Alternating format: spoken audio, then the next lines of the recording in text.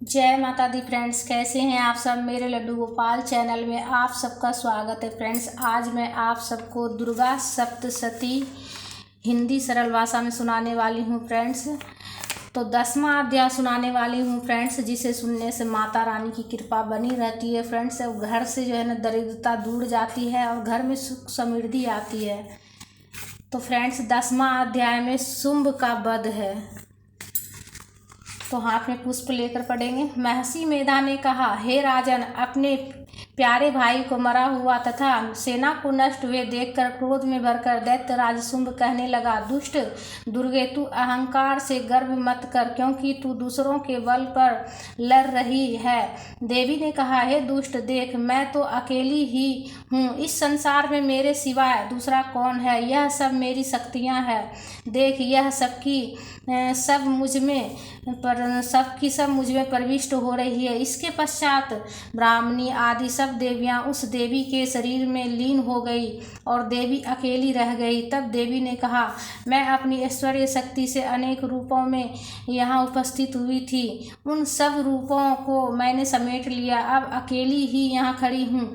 तू भी यहीं ठहरो।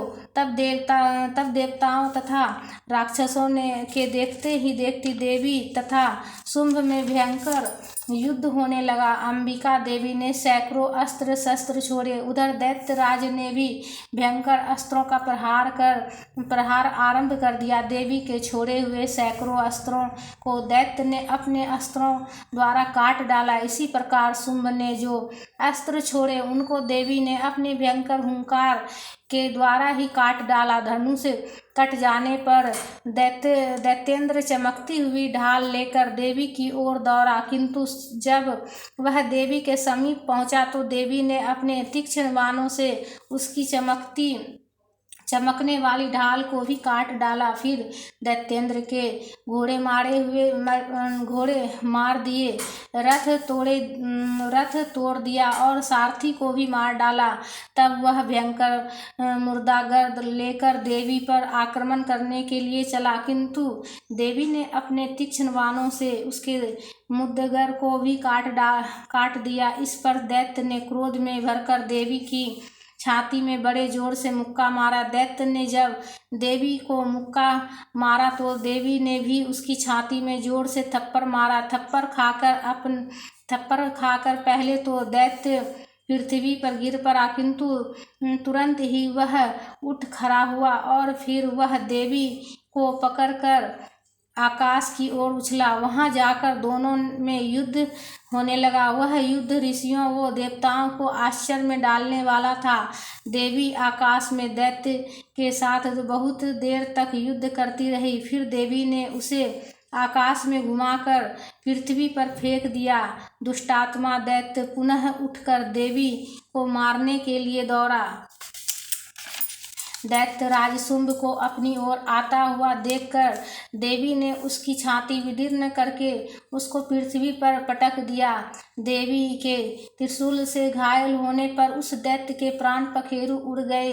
उसके गिरने पर समुद्र, द्वीप, पर्वत और पृथ्वी सब कांपने लगे। उस दुष्टात्मा के मरने से संपूर्ण जगत प्रसन्न व स्वस्थ हो गया तथा आकाश निर्मल हो गया। पहले जो उत्पात सूचक मेघ और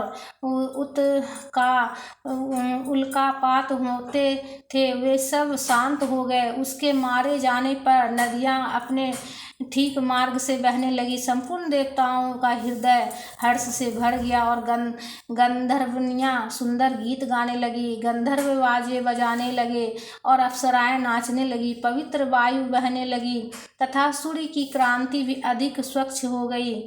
यज्ञशालाओं की बुझी हुई अग्नि अपने आप प्रज्वलित हो उठी तथा चारों दिशाओं में शांति फैल गई। इति शुंभवध नाम 10वां अध्याय समाप्तम। बोलो माता रानी की जय। हे माँ, अगर पढ़ने में कुछ भी गलती हो गया हो माँ तो उसके लिए क्षमा करना माँ, और अपनी कृपा बनाए रखना माँ।